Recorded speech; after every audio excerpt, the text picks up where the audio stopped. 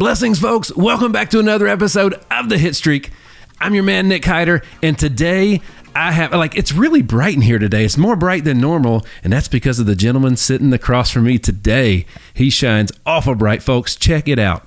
In the Hit Lab with me today, I've got a former women's basketball coach, a 17-time author, and the number one activator of the Pray Drive in the world. I've got the super coach himself, Coach Micheal Burt. Coach, I'm so excited to have you here, brother. Excited to be here, man. This is a cool place. I've seen some of your episodes, and some of my friends have been on your show, so they're like, "You got to go do this." I'm like, "Okay, we're here." Well, brother, it's an honor and a privilege to have you, and I'm excited, dude. We're about to get into this thing. You ready? I'm ready. I'm always ready. Let's do it. Well, folks, check it out. You all know Coach Micheal Burt, but just in case you're one of the few in the world that don't, you can check him out on social at Micheal Burt, and his website, coachburt.com. Right. So, all right. So we do like to tell a lot of the backstory and the founder story, but I got to preface this whole thing right here. So everybody knows in the world of insurance that we've been helping launch agencies for quite some time. And I was sharing with you before, I think it's honestly, it may be the most powerful 60 seconds I've ever heard when it comes to sales. And it was that clip of you talking about red zone conversions. Yes. Go ahead. Unbelievable. Well, I was doing an event with Hugh Freeze, who is now the head coach at Auburn University. Incredible offensive mind. Incredible dude, okay? And he and I, during his period where he was not at Ole Miss and he was in transition before he went to Liberty, we were doing an event at my house in Florida, couples retreat. Mm-hmm. And we stepped outside and I said, "Hugh, what are you the best in the world at?" Because I always like asking that question. And he said, "Man, if we get it within the 20-yard line, nobody's better." And he said, "In the red zone, when we get it in the red zone." And I thought, man, what a great sales term. And the sales term is you have deals that are in the red zone. These are people closest to making a decision. That's where you should focus your time when you start the day, because people have this confusion of time. It's like, well, who should I be calling? What should I say? And I'm like, start with the red zone. And as soon as I said that, I'm like, boom. Everybody should have people in the red zone right now. Find their fear, give them a courage. Oh, I mean, honestly, we could wrap right there and it would be a great episode. Good episode. Man, it was so powerful. And again, I think seriously, there's probably 200 people from Nashville walking around right now that could quote that video over and over. All those, we've shown it to all of them over and over again. It's a part of our curriculum. I think it's fantastic. Yeah, I think categories. I was a basketball coach, as you know. We'll get into that, but I had plays and I had offensive systems. And so when I started my business, I'm like, man, I need to call everything something. There needs to be a language to this. So we hit list, that's new money. Farm club, people we're working. Red zone, people closest to making a decision. Top 25, biggest advocates. Blue Marlins, big relationships. So I started giving everything a language that I could teach people as part of my coaching. So got to also mention, you like me are, I have a 1.5-year-old daughter at home, and you just had. I have a 3-month-old daughter at home, Emmeline Rose. Man, you don't even look tired. Well, my wife's probably tired than I am, or more tired than I am, but she gets up with her some throughout the night, and I kind of help with our son who's 2.5 years old, and my 10-year-old Ella Grace, she's just left to fend to herself, man. That's what I told her. I'm like, hey, you're screwed. I got one and she's got one, and you just got to figure it out, okay? So, well, that's so cool. So, you got a lot going on. You're all over the place. You're traveling. You're always on a plane somewhere. You take your family with you a lot. I do. Which is really cool. So how many spots do you have? I know you have a couple of homes here, right? Yeah, I've got a home in Murfreesboro, Tennessee, between Franklin and Murfreesboro. That's my primary house. And then we have a big lodge about 15 minutes down the road that we do events at. It sits on... I didn't know it was that close. Yeah, it's about 15 minutes from my primary house. And we love that lodge. It sits on 25 acres that we purchased. And then we have a house in downtown Nashville, or condo in downtown Nashville, and then a house in Watercolor, Florida. So Watercolor is it, dude. Yeah, we spend a lot of time down there. We just spent 3 weeks down there, which was a little long for me. I thought... let's go down and stay for an extended period, but nobody's down there right now. So it's a nice slow pace, which I needed and we needed. But after week 2.5, we're like, all right, let's get back and get into some things. That's right. Yeah, that's right. Well, I'm always fascinated with folks who are doing everything they want to do in business. They're always growing, accomplishing new things. But you see how like family's huge to me, man. I coach my kids' team. Like I'm with them all the time. I got to see them every day. Yep. Like it's hard. If I don't, it's tough. I was at a dinner one night, and we went for fun with another couple on a Friday night. And I thought, this is going to be awesome. Date night, we're going out, we're going to have good dinner. And within minutes of sitting down, the wife said to the husband, let's be honest, all we really get from you is crumbs. They had 4 or 5 kids together. And I thought, man. And my wife looked at me, and it was such a powerful concept, is that most of the time we put so much energy into other people, strangers. Me, I coach about 2,000 people a month, right? And more. I'm doing podcasts, webinars, events. It's very easy to give all of your good energy to other people and then give crumbs to your family. That's right. And so when I heard that night, I'm like, that's something we need to work on. We don't want to give crumbs to the people we love the most. That's right. I mean, everything that we're doing is for them at the end of the day anyways, right? Yeah. I mean, and you know, it's so easy when you're passionate and you're ambitious, and you know, we do a couples retreat called Living with a Monster, right? My wife wrote a book called Living with a Monster. It's about how you thrive in partnership when you're married to a driven person. Wow. And so I'm like, what do you want to do with the book? And she said, I want to coach like you do, but I am open to doing couples retreats. So we do 6 couples retreats per year. We just did one a weekend ago, 15 couples at a time. They're typically married to very driven people. And we just go down there and spend 3 days trying to figure out structure, alignment, vision. It's not therapy. It's totally different than therapy. But it's just these 6 big structures on how to keep it all together while trying to do something big in the world. It's a really valuable product we created. That's powerful. So, well, you know, my wife's right down the hall. I'm just saying. Yeah, man. You guys can come on down. I'm just saying. One of the things I wanted to ask you before, because I got a lot I want to talk to you about, but one of the things that's been killing me that we've been talking about a lot at home is we're big on making commitments. We're big on goals. And it drives me crazy how like people don't finish. A lot of people do not finish things. Yeah. You know, and we like Ethan's baseball team. They say commit, they say focus, they say finish. But that last thing's the most important part. You got to finish what you started, right? Or finish the mission's not accomplished yet. Yep. I just wanted to get your 2 cents on that. Give me a little like how important is why don't more people finish? All right, so because I've been coaching for 31 years, I'm in my 31st year of coaching. I started when I was 15 years old. Junior pro, was an elementary basketball coach at 18, was the youngest head coach in the state of Tennessee at the second largest high school at 22. So I have studied human nature. Why do people start and not finish? Why do good people turn bad? Why do people lose their drive? Why do people become complacent? Because if you deal with people like I do, as many people as you do, you start to wonder why. Okay, so I'm going to take you back. Rick Warren wrote a book called The Purpose-Driven Life. It's good. And it was selling 1 million copies a month. This is unheard of. The only other book that was outselling that was the Bible. And in that book, it's like, why are so many people interested in this book, right? Well, studies show 87% of people never find their purpose. They live their whole lives and never find their purpose. And in that book, he talked about a cycle. And he said people start with good intention. That means they're excited, they're enthusiastic. In my world, in the new book, it would be their prey drive is activated. But then they fail to follow through, and they experience guilt. Okay? The guilt is actually associated with grief. They're grieving their lost potential. So the question becomes, why? Why do we have this vicious cycle?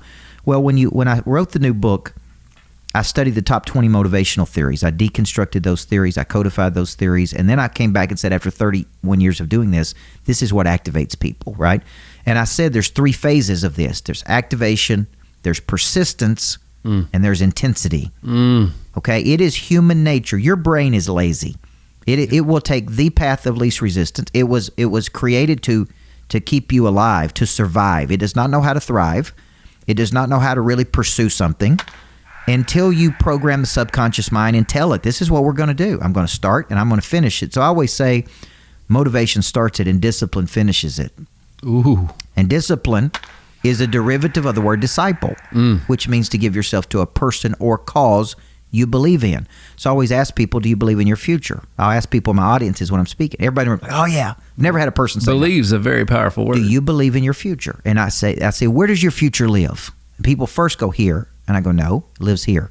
It actually lives in your imagination, right? You go there in the mind before you go there in the body. The question becomes, will you become a disciple? Will you have the self-discipline to finish it?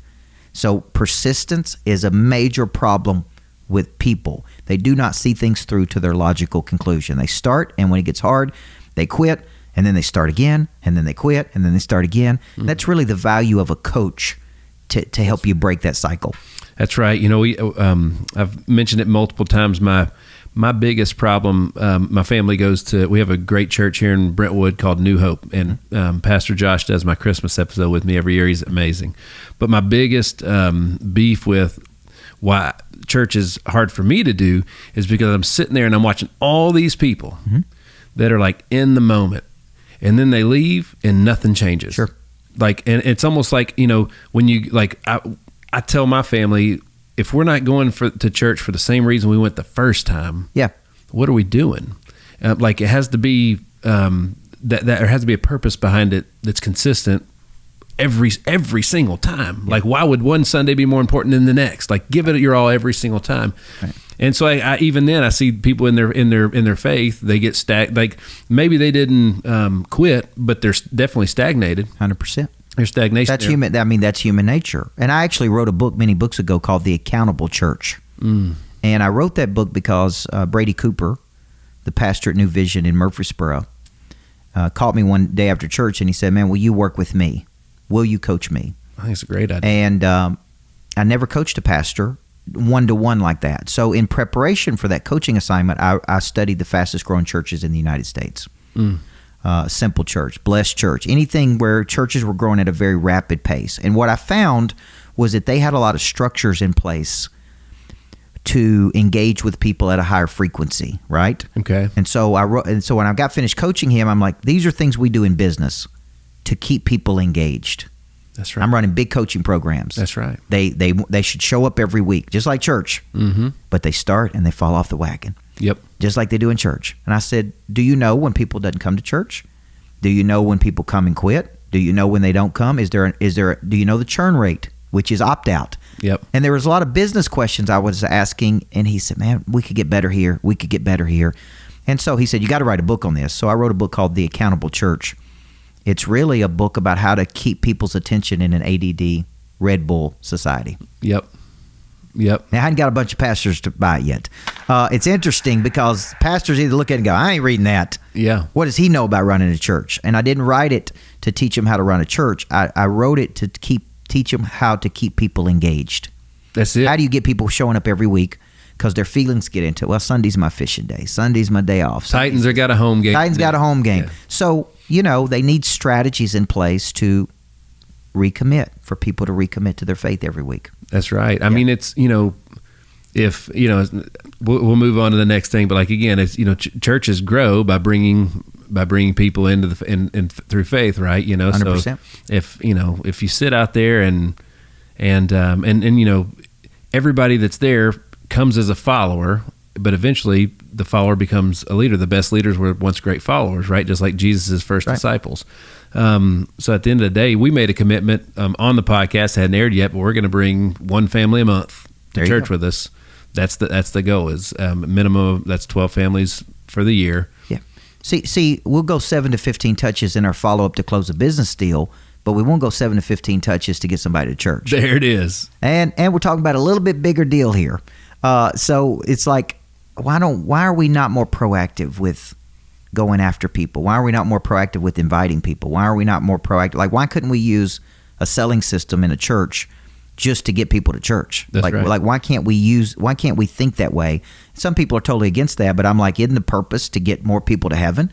Okay, I mean, we're talking about eternity here. That's right. So why don't we get more serious about this? And so some churches I went in and spoke to, they're like, "Man, you're a little aggressive." And I'm like, this is a big deal. That's right. We're talking about something real important here, right? That's right. So would you be open? Now, what I found when I went back and coached coaches, so when I retired from Riverdale at 31 years old, I'd won a championship. I'd won almost 75% of every game I coached, right? Wow. I built a powerhouse.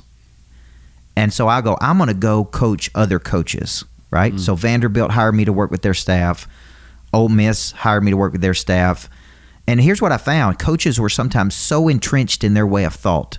Even if I could come in and help them win 5 more games, they weren't open to it. Wow. They were so, and I found the same thing true sometimes when I went into churches, right? Like, we've been doing it this way, right? We're not open to this. So there's growth-minded people and there's open-minded people. Fixed-minded people. It's very hard to help a person that's closed-minded. Wow. So, and obviously that the Accountable Church, they can get that at CoachBurt.com. Absolutely. And we need to sell that one, so you can come buy a bunch of those if you need to. Boom. Well, listen up, man. Like, if what we just said, we got a lot of churchgoers that keep up with us here, right? Yeah, so good. if you're not getting what you feel like if you feel like you could get more, you ought to check out that book. Absolutely. It'd be a great place to do that. All right. Well, what we're talking about the most today, though, is that pray drive and going back to finishing things. So Yep. you mentioned that you built a powerhouse. I live here. I know about it. It's Yep. true. That's 100% fact. Mm-hmm. So, but like you could have retired from basketball sooner, but you didn't. That's right. Right. So tell that story. So I was using a lot of, different techniques when I was a basketball coach that were unusual. I was coaching the whole person, body, mind, heart, and spirit. Mm-hmm. I was kind of a disciple of Covey's work, whole person theory. I was teaching 7 Habits of Highly Effective People to every player. I had life after basketball, entrepreneurship programs, like way ahead of our time, right? And I was really the black sheep of coaches, to be honest with you. I got a lot of slack, flack from people. People were negative toward me. They made fun of me, but I was winning. And so people were constantly asking me, what are you doing with those kids? And I said, man, I ain't got time to explain it. Okay, I'm trying to win a championship, so I'm going to write a book. And I don't know what prompted me to write the book, but at 25 years old, I sat down and I wrote a book for other coaches. And it's called Changing Lives Through Coaching. And eventually it would become a best-selling book for me called Everybody Needs a Coach in Life. Mm-hmm. But I wrote it at 25, and people started asking me to speak. And like, come speak to my group. You're a motivator. And I would go speak for an hour and say, thanks for buying the book. Got to go back and coach the kids. And then people started saying, will you come back? And it was companies, Dell Computers, State Farm Insurance, National Healthcare. And at first I was like, I'm not interested. I'm trying to build a championship. And my path was to go to college, be the next male Pat Summitt, be Gino Auriemma at UConn. That was where I was trying to go. Gotcha. And so I was speaking somewhere once, and when I got finished, they said, we want you to be our coach. Or I think they paid me more in an hour than I made in a month coaching. I was working 80 hours a week, every week. And so I started to have this big revelation, man, I could do this. I could go around the world. I could speak. I can coach people. And so I started getting speaking engagements. I started manifesting speaking engagements, and they started to pay me. And then they started to offer me 6 figures to be their coach. But I hadn't won a championship yet. And Tom Nolan hired me when I was 22 years old. Gotcha. And we were sitting in a room just like this, and I remember it like it was yesterday. I was an assistant coach. I'd been an assistant for 3 years while I was in college. He called me in, and he said, why should I hire you to be the head coach? And he pushed an envelope that had a bunch of resumes in it across the table. No. And he said, every one of these people have more experience than you. They're older than you. There's even people in here who've been in a state tournament. Why should I hire you? And it was a pray drive moment. And it's like Tin Cup, either you seize the moment or the moment seizes you. And I just looked at him and said, I'm the only one who's going to bring you the one thing nobody has ever brought here to this school is a championship. And I was so confident. And he looked at me and he goes, I'm going to name you the head coach tomorrow afternoon. Get out. True story. That's how I graduated from Middle Tennessee State on Saturday as a college student. And the next Thursday, I was named the head coach at Riverdale. Wow. Youngest head coach in Tennessee at the second largest high school. Wow. And I had been there 3 years, so it wasn't like I walked in off the street. I had been there as an assistant, and I was in the game, but I was hustling. I was always the first one in, the last one to leave. He saw something in me. So the reason that staying the whole time was important to me is because I made a commitment to that man. That's right. And that's something a lot of people don't do today. So I said, I'm not leaving. I can make a lot more money over here. I agree, yeah. But I'm going to stay here until I see this through to its logical conclusion. And it took me 10 years, and we won a championship. It was the first championship in the history of the school. And then it was just a machine. Then it was a machine for the next 10 years. 4 different coaches came in after me. I kind of hand-selected the one right after me. And then I had kind of some influence in the other 2. and they won championships. Mm-hmm. And then maybe one coach came in, and they're struggling today, but for a decade it was powerhouse. Wow. It's hard to keep that thing going for 20 or 30 years, man. Absolutely. Anything, really, right? But 10 years, it was dominant. I mean, really dominant. It was. I remember. It sure was. So you got out of basketball. You say you were 31? 31 years old. All right. So how many books had you released at that point? I think maybe 4 to 5. My third book, This Ain't No Practice Life, was the first one that kind of caught some steam. The first 2, I didn't really know what I was doing. I couldn't get anybody to buy them. I had no plan to get people to buy them, but it was practice for me. Gotcha. The third book, I kind of learned a position by concept. I started to learn that, man, you need to come up with great concepts. And that book was called This Ain't No Practice Life. And that was a book that actually attracted my wife to me. My wife was selling cell phones for Verizon, and they told her she had some potential at 30 years old. She wasn't my wife then. And they told this young country girl from West Tennessee, you got some potential.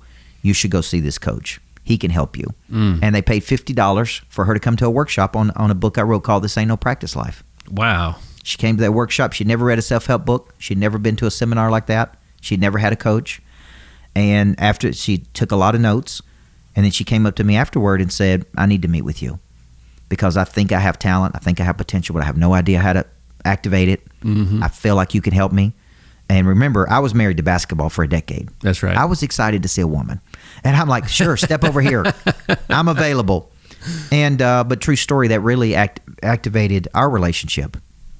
Gotcha. Her going to that workshop. Gotcha. And we ended up married with three beautiful kids. All the single guys are like, I got to write a book. Got to write a book and have a workshop. But now I do remind her, if she's ever mad at me, that she only paid $50 for the workshop. Oh, baby. I'm like, it wasn't $5,000, girl. That's what right. are you thinking you get for $50? That's right.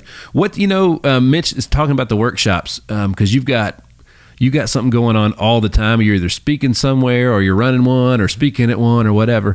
As a young business owner, it really, nobody sets aside enough money for growth, development, marketing at all, especially when they start their business. Right. I guess it's almost impossible to do so without a certain amount of funding. Mm-hmm.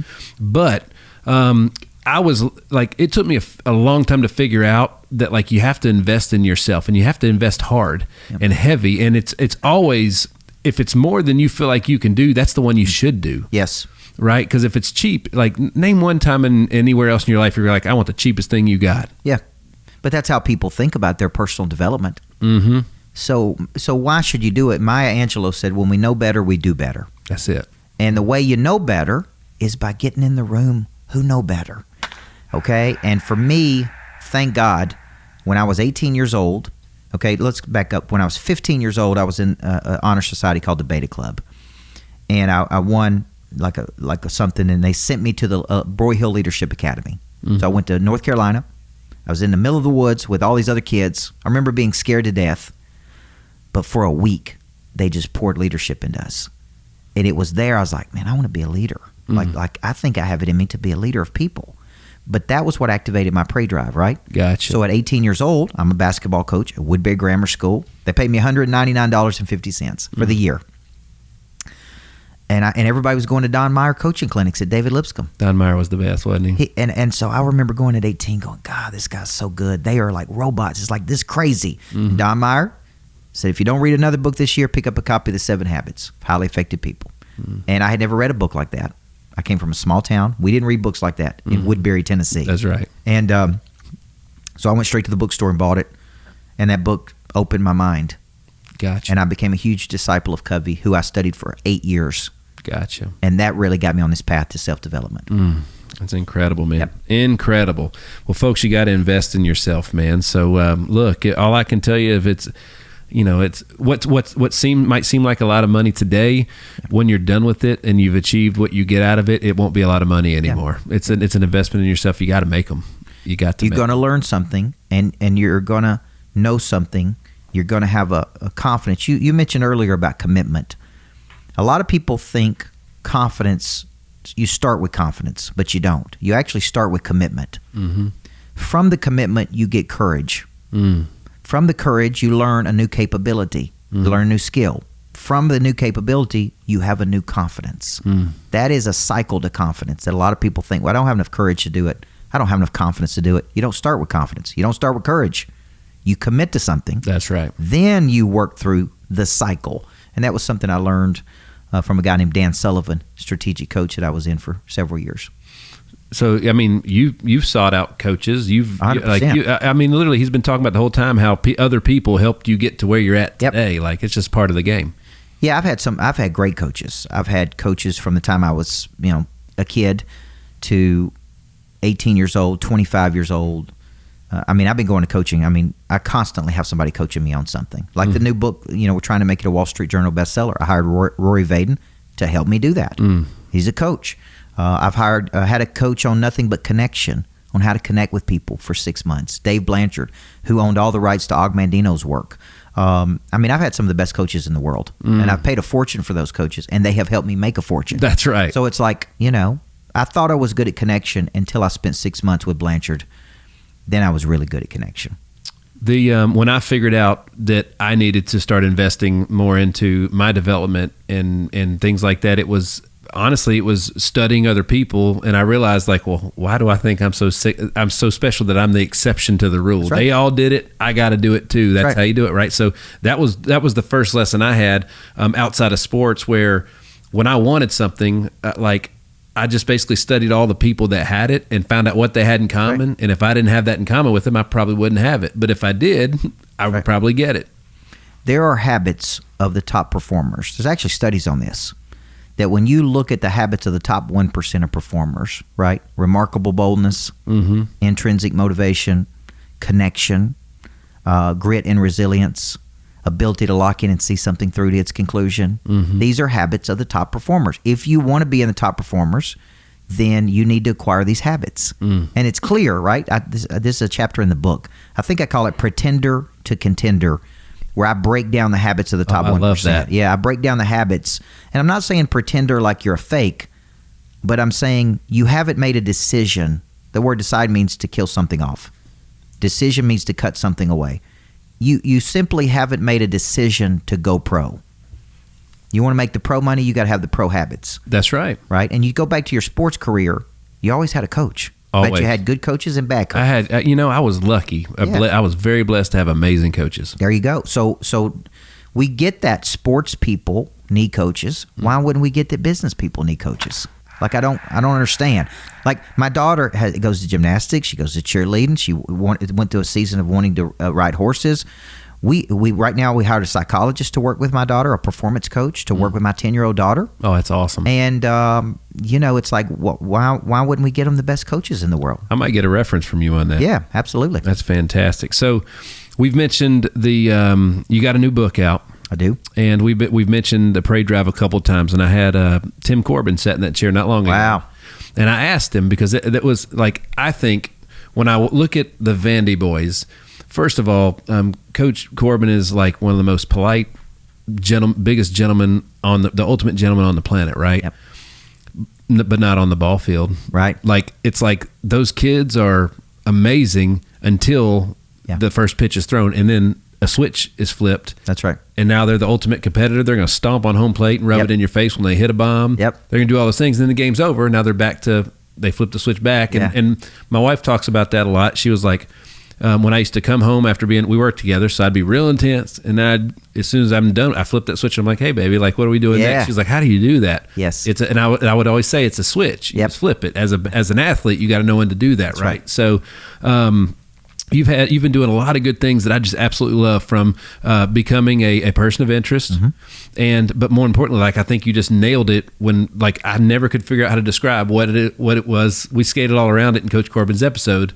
right? And there it is, right there, the Parade Drive, right? So what exactly, like you're motivated by what? What are the 3 phases of the Parade Drive? Yeah, so think of Parade Drive. I got this from studying animals. I was in a workshop with the Vietnam veteran who was teaching the workshop. And he was in the war dog division of the Vietnam War. Okay? His job was to go out every morning ahead of the infantry with just a dog. The dog's job was to sniff out bombs, booby traps, ambushes. Imagine the psychology. I'm not going to die today. I'm not going to step in the wrong place today. And he kept talking about the dog having a prey drive, Preydrive. And I'm like, what is he talking about? My wife was with me. And so I Googled it. Prey drive. Instinct to stalk, capture, kill prey. That's what it is. And I go, And I had this huge revelation.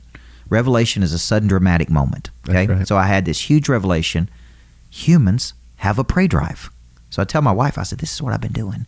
Like, I couldn't even hardly focus the rest of the workshop. I'm like, this is what I've been doing for 30 years, activating that drive. And prey drive just gave me an anchor.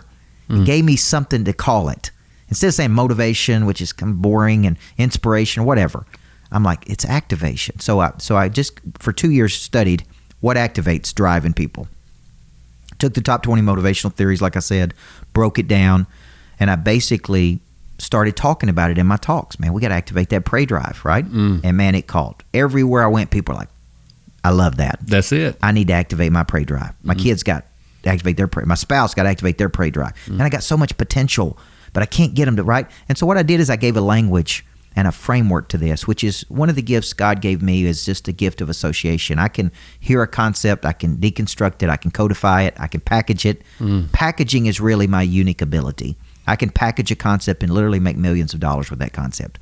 So a lot of people come to me for that because they're like, I know I got this concept, but I don't know how to bring it to the world. And so that's what I did with this book. Is I took Prey Drive and I said, man, I'm going to show you the science about what activates a drive inside of you. So 3 phases: activation, persistence, intensity. Okay, now I could go for days on those 3 things because you just talked about it. Why do people fall off the wagon? Yeah. Why don't they persist? So in the book, I go into these 3 phases, and I just tell people, where do you struggle? And people can very quickly tell me. It's like, man, I struggle to activate my drive. I'm dormant. I'm late, and I'm complacent. Had a 72-year-old doctor in Houston, Texas this week tell me, who built a $25 million wellness center. He came and saw me speak, and he said, man, you reactivated my drive. I'm ready to go, ready to get back in the game. Gotten complacent, which is settling to a place of mediocrity, and now I'm ready to go. So the prey drive is in you. It is your instinct to pursue your potential. Okay, that is what it is. But it goes dormant. It's like I'm tired and I'm fatigued and I've been doing this a long time and I lose it. What happens is life kind of knocks the shout out of you, as Tim Story would say, and it knocks the prey drive out of you. And you quit going into battle. King David was a great king in the Bible until he didn't go into battle. That's right. That's when he got distracted. That's right. So what do? They quit going into battle, man. Gotcha. And you got to keep going. So, there's a book, just the book launch came right around. What's the name of the book? The book is called Flip the Switch. Flip the Switch. We didn't call it Prey Drive because people get it when I explain it, but we thought if it's on a bookshelf in an airport, will you understand it? Right. And so Flip the Switch is the title. Activate your drive to achieve a freakish level of success. We want to peak up. See what you're talking about, Coach Corbin? When you're an athlete, you got to peak up. That's right. And it's off. And you need rest, and you practice, and you play. And when you play, you peak up. How do you get people to do that? How do you get them to activate that drive? Right? And that's really what the book's about. One of the things that stands out to me about you, and it was you have to have these certain things to scale anything, to make something grow. I would say I would put you up against anybody for your ability to create process and framework in anything. I'm blown away just talking to him right now about it. It's unreal, and that's another thing that most people just don't understand is necessary and how to do and so on and so forth. Because their subconscious controls so many minutes of their life in a day. You know what I mean? So. Talk to me a little bit more about the science behind what actually activates you. The book operates on a framework, and I think this came. What I thought I was learning from Covey, from 18 to 25, were those 7 habits. What I was really learning from Covey was how to package concepts, mental constructs, and so the book is this construct of I'm at A, my current position, and I'm trying to get to B. B is my desired outcome, okay? But until I'm clear in my B, then I can't move toward it. The subconscious mind is like a supercomputer. It just sits there until you tell it, this is what's going to happen. This is what we're going to do. That's why the power of intention, like when I studied Wayne Dyer, the power of intention is so important. because you're really telling the subconscious mind, this is what we're doing. We're going to build a business that's $10 million. We're going to have this many clients. We're going to have X number of insurance offices. We're going to write a best-selling book. We're going to do whatever, right? And then the brain starts moving toward that when you tell it what to do. So the sign, if you don't tell it, that's why if I had a tablet, in the Bible it talks about write your goal, write your vision down on a tablet and run toward it.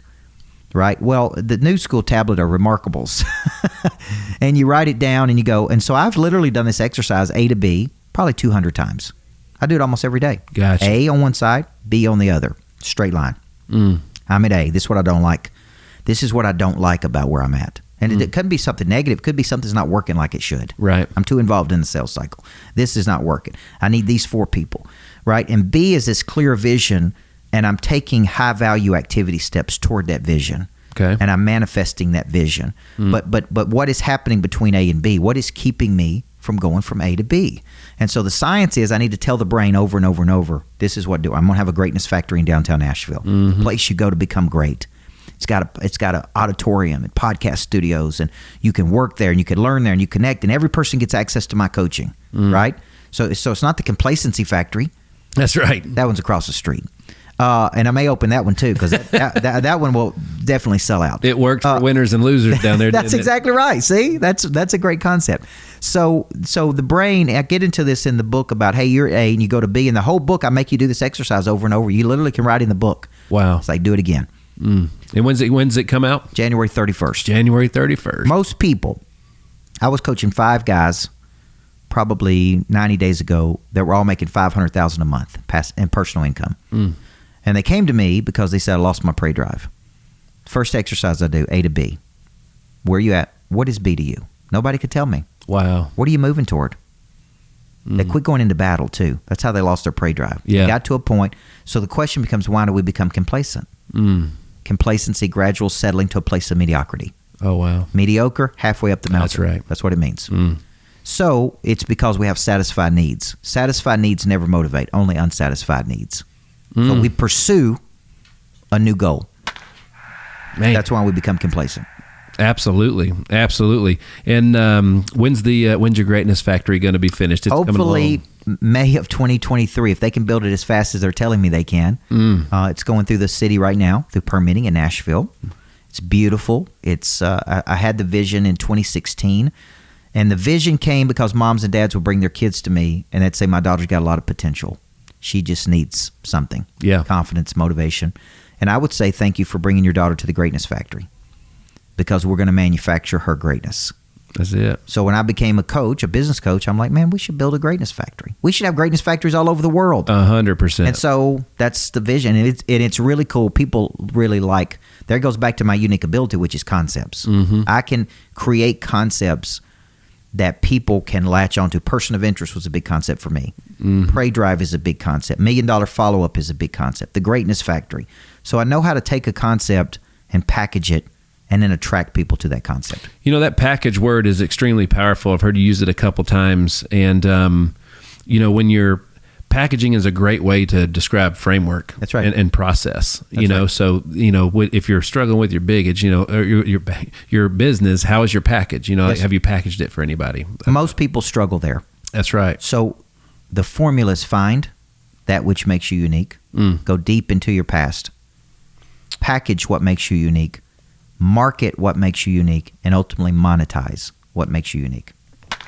Yeah. I reference the GPS that's in all of our phones all the time. It only works if you tell it where the end destination. That's right. It's good.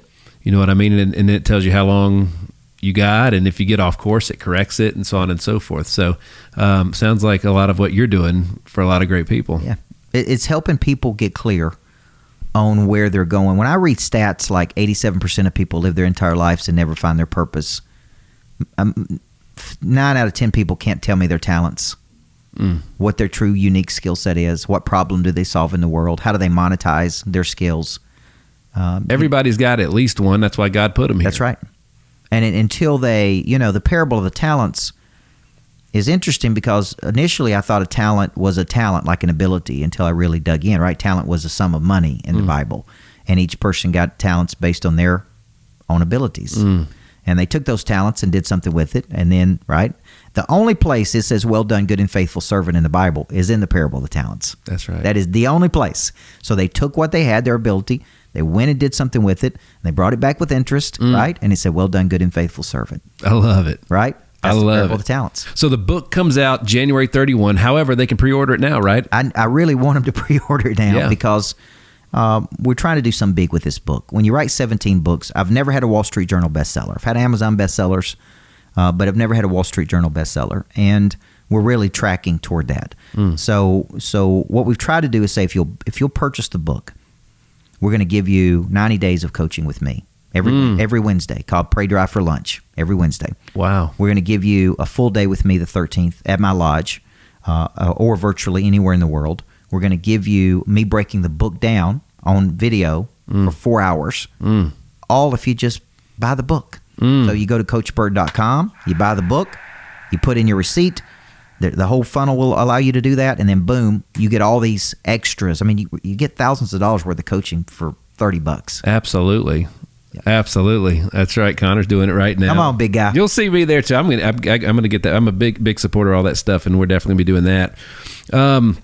Again, that's at coachburt.com. Check him out on his social at Micheal Burt.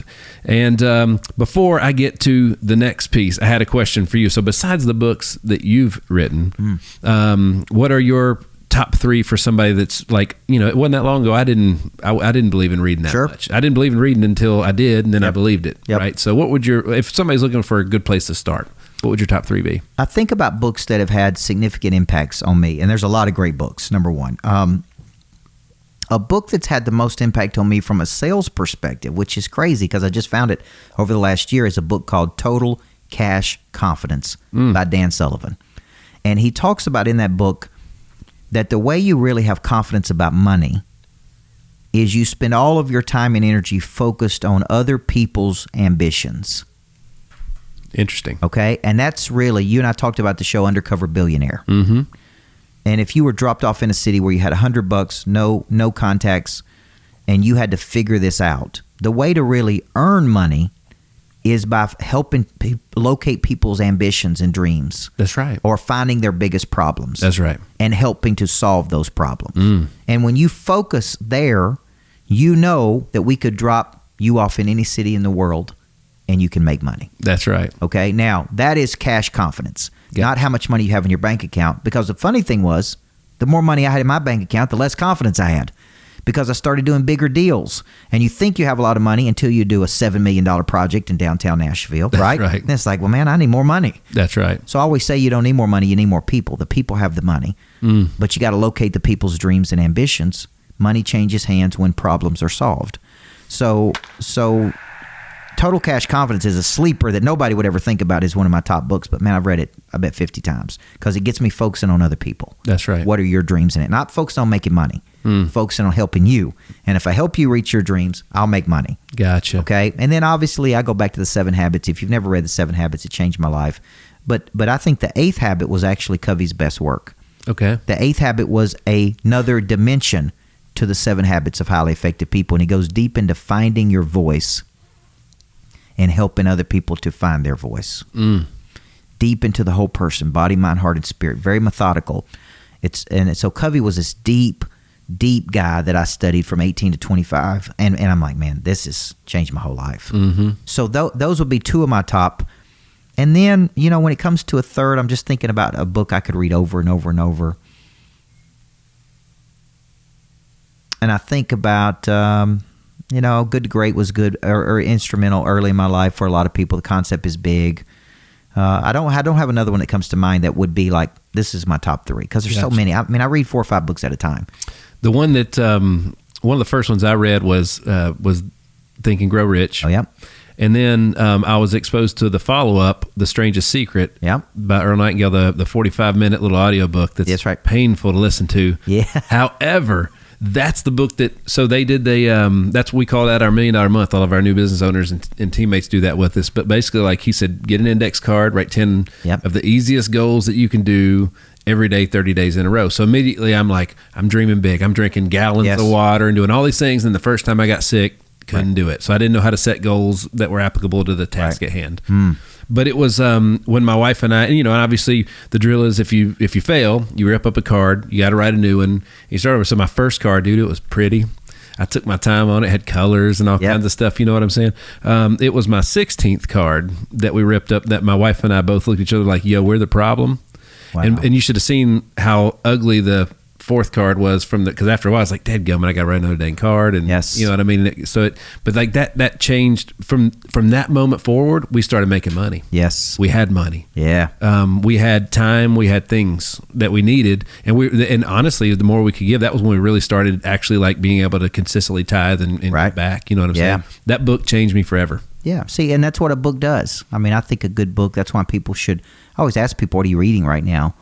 And just opens the mind. Mm-hmm. The book opens the mind to new possibility. The other thing is I didn't understand anything about finance or money. Yep. And so Rich Dad, Poor Dad is one of my go-tos that I go all the time. I love, for me, Kiyosaki just appeals to me because I was always taught debt's bad and all that stuff come from a small middle class. Well, the funny thing is that you said that when I was 31 years old, I just left being a basketball coach. I didn't know the difference between an asset and a liability. Yep. And I started my coaching business. That was really a speaking business when I first started.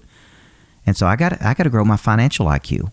So I went down to the bookstore, bought Rich Dad, Poor Dad, How to Grow Your Financial IQ, Cash Flow Quadrant. That's a good one. Retire Young, Retire Rich. Now, what's funny is many years later, I was at a church in Los Angeles with Tim Story. Tim Story and I are good friends. He's a comeback coach out there. And he said, I want to introduce you to Sharon Lecter.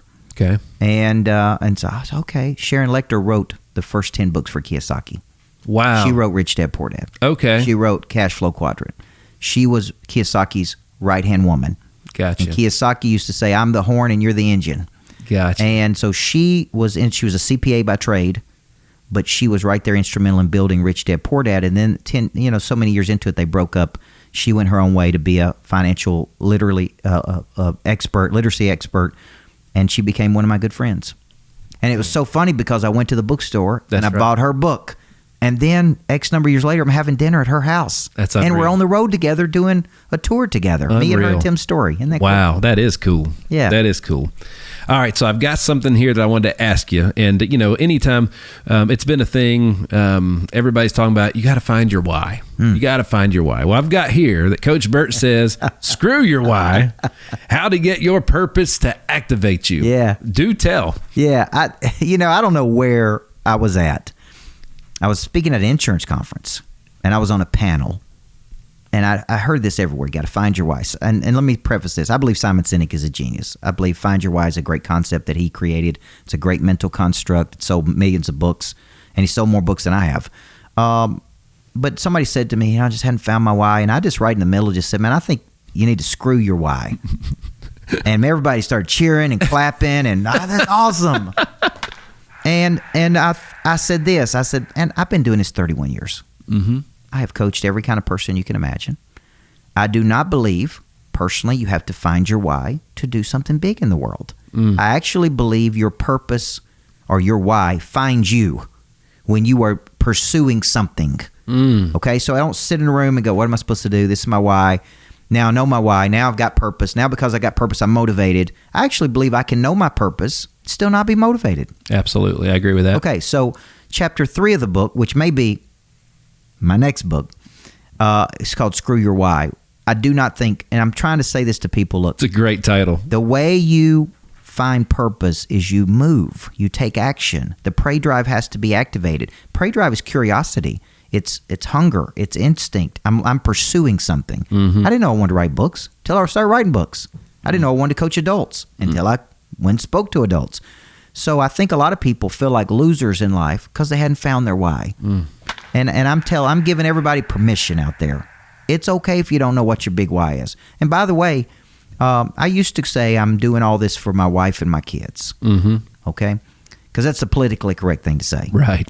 And I went home one night, and my wife will call me out. She said, look, I saw in your video, you said you're doing this for us. And she said, look, she said, you need to quit lying to those people. That's a good woman. She said, we benefit from it.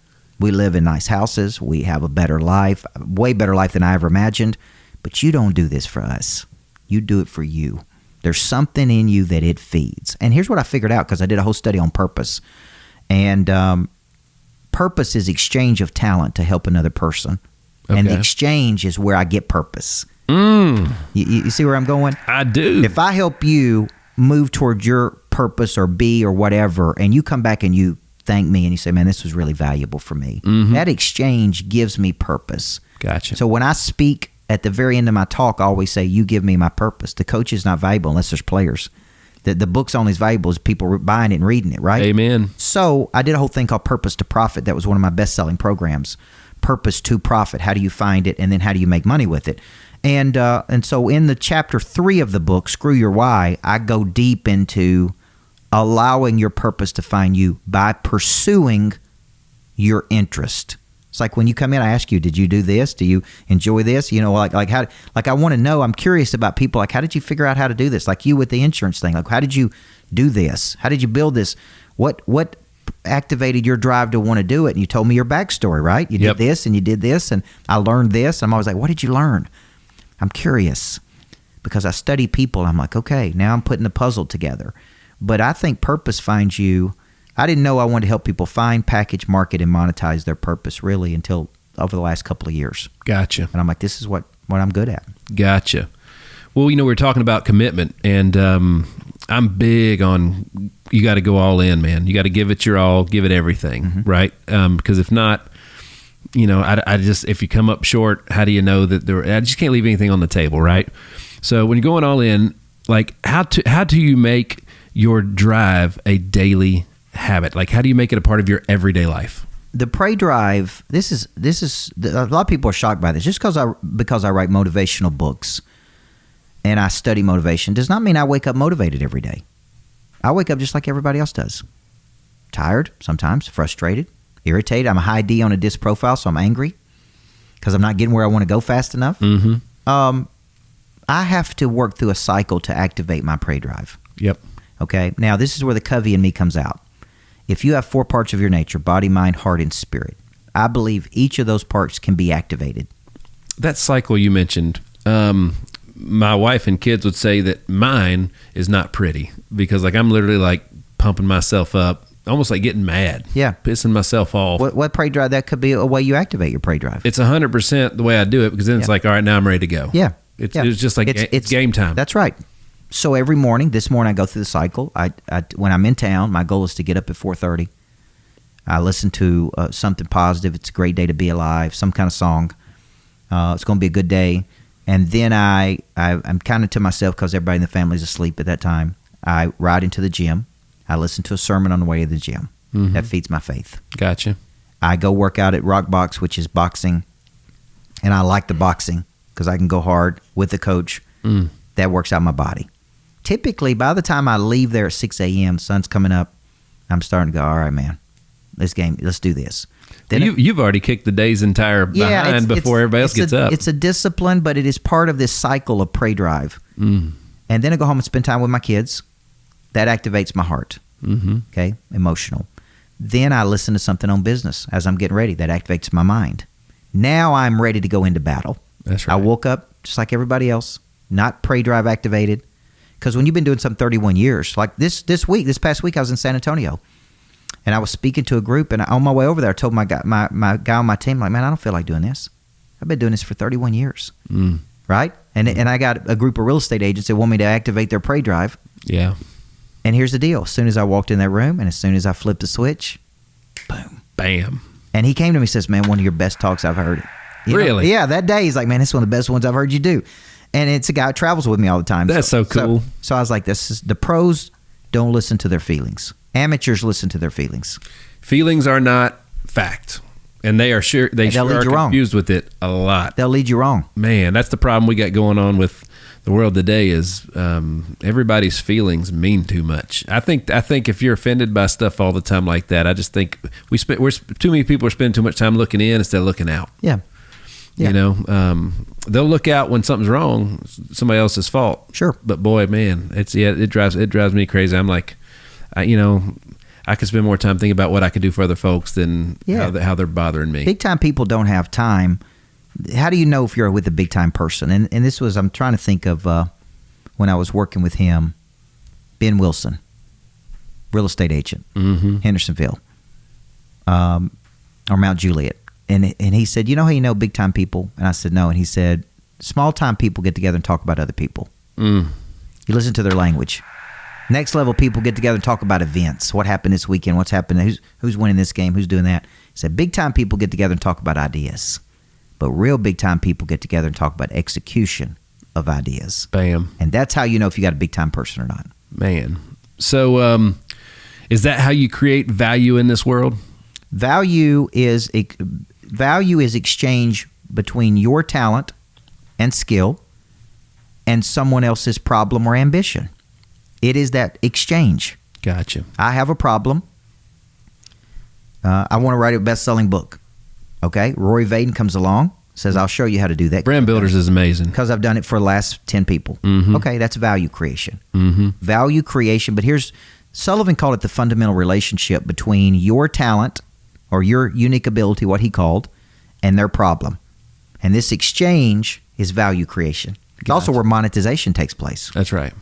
Okay, the greatness factory is value creation because it's creating an environment for people to be great. They can go work. There's energy. There's excitement. There's coaching. There's development. There's that's the value exchange. Sounds a lot like the Greatness Factory. Reminds me of everything that the Entrepreneur Center should have been. Yeah, that it just never really happened. Yeah. And that's exactly right. And I don't know what happened, but there's been great people associated with it, and they've had some. I don't know. It's kind of weird. I don't really know the whole story about it, but like it just, we have an entrepreneur center, and not many people would even know that. That's right. That's right. An entrepreneur takes lower level resources to higher levels of productivity. Good gracious! I told you he's hitting for the cycle, folks. Unbelievable. The habit of the 1% performers. So when you study, this came to me from Kevin Elko. Kevin Elko is Nick Saban's psychologist at Alabama. Okay. Can I start? What makes Nick Saban so dang good? Some people have something you can't put in them and you can't take it out of them, man. And I love hearing him talk. One of my favorite books is called The Making of a Coach, which is a book about Saban's entire life. Somebody else wrote about it. He didn't like it, but it really went back to him pumping gas. He didn't want to be a football coach. Wow. He didn't know he was going to be a football coach. He was raised by a dad who coached Pop Warner football and taught him all this discipline and toughness. He was pumping gas, and then he went to college, and they kind of offered him a job to be an assistant coach or something, and it just over the years he just gotten better and better. But he turns to a guy named Kevin Elko. Kevin Elko is a sports psychologist. Okay. And that is Saban's guy. He's been Saban's guy for 20-something years. Okay. And he and I were doing stuff together over the last couple of years. And he said, Forbes just commissioned this study on the habits of the top 1% of financial advisors, 1 to 3%. And I said, okay. And remember what my superpower is. I said, give me those habits. And do I have your permission to talk about them? I said, because I'll write a book about them, right? And he's like, go do it, whatever. That's right. And I started talking about it in my talks. Real estate agents, mortgage originators, insurance people. These are the habits of the top performers. And if I could show you these habits, how many people want them? Everybody's like, I want to know them, okay? And they're more like attributes. Remarkable boldness, intrinsic motivation, he calls goals, ability to lock in and see something through, connection, which after getting coaching on connection, I really see that in all my top people. Gotcha. They treat everybody like family. Gotcha. They're really good at how they connect to people. Then you've got grit and resilience, right? Grit and resilience. And so these are the habits of the top performers in the world. Gotcha. And if you could so I show people that, and they're like, this is where I struggle. I struggle with grit and resilience. I struggle with connection. Most people struggle with remarkable boldness. Really? Which is, remarkable means striking. Boldness means fearlessness. Now, think about the top insurance people you know. Think about the top people you know. Mm-hmm. Well, I'm looking at one of them. Are they all not remarkably bold? Yes, they are. See, that's something we could instill in people. There's definitely a level of authenticity. 100%. And that word has been used over and over and over by awesome people. Yes. It's crazy because there's so many people that are not authentic in the world that when you meet people who are truly authentic, it's like, that's good. You can tell, right? Especially Absolutely. In my business, in the coaching business. There's people that are one way on stage, another way off stage, and you want to match up, right? Right. You want people to go, that dude's authentic. He cares about the people he coaches and works with. Gotcha. So let me ask you this. Everybody has kind of like that final destination of where they want to finish. You know what I mean? Whether it's a championship or whatever it may be. And I want to point out, you said you're a 17-time author. Yep. And and how many books in did it take before you got one on the bestseller list, or before you felt like that one performed? Everybody needs a coach in life. It was 6, 7, or 8 into it. That's what Grant Cardone said. Yeah. He said and he said the first 7, I think the 10X Rule was like his 8th book. Yeah. And the first 7 were all flops by his standard. But when that one hit, then they all hit after that. That's right. And it's like everybody needs a coach in life was me coming into what I wanted to say to the world. That was a good one. And then Person of Interest for me has sold a lot of copies. But Person of Interest, the concept, has helped us generate millions of dollars. So I tell people, it's not that you make the money off the books. You make the money off the concept. Gotcha. Okay? Boot camps, workshops, coaching programs, people hiring you to be their coach. You see where I'm going with it? So Person of Interest, people come to me and say, I want to be a person of interest. You're teaching me how to be a person of interest. Mm-hmm. And a lot of my top mortgage people that you would know, I think you've had some of them on the show, but some people that I would know that are in our circle, typically people earning over $500,000 a year in personal income, come to me and say the same thing. You helped me become a person of interest. No matter what I do for a living, that's what you really did for me. Got it. Yeah. Got it. And, persons of interest are always, we were talking about the other day how literally like actors, people will fall in love with a character that an actor plays, and they will get endorsements based on basically like they may be a horrible person, but they always play the good guy. Yes. You never see the villain, the guy that always plays the villain endorsing stuff. Right. Later, right? It doesn't work out, but it's because people trust them. Right. They trust them, and those people are persons of interest. Right. So, well, people of interest are people that have a skill, a talent that the world recognizes. Yeah. This is why it's important to find your skill. Because what makes you a person of interest is you have some primary skill that you're very skilled at something, and people recognize that. People always ask me, how do I build relationships with Ed Milet or Grant Cardone or Brad Lee or Tim Grover or I could go on and on, Sharon Lecter. And I always think they all recognize that I do have a skill, and they appreciate that skill. And at that level, they know if you're not that skilled. And so it's like, how did you get in the room with these people? I figured out how to get on a stage. They saw me. They go, this dude knows what he's doing. We like him. Let's get him in the club. And that's opened doors for me like you can't imagine. Milet endorsed the book. Grover, Story, Bradley, all those people endorsed the new book. And they're all, I would consider, friends. Gotcha. I love it. And you have online courses for folks as well, right? Everything's at coachburt.com. Everything. Gotcha. And I know the VT system you're using, which is fantastic. So we know it's good. That's fantastic. I love it. Let me see. If there's anything else that I had my note. We were going so fast. He was on fire. My notes are all over the place over here. So you did. Let me see. So folks, I don't even know if I properly introduced this man right here. So Coach Burt, he's a top business and performance coach.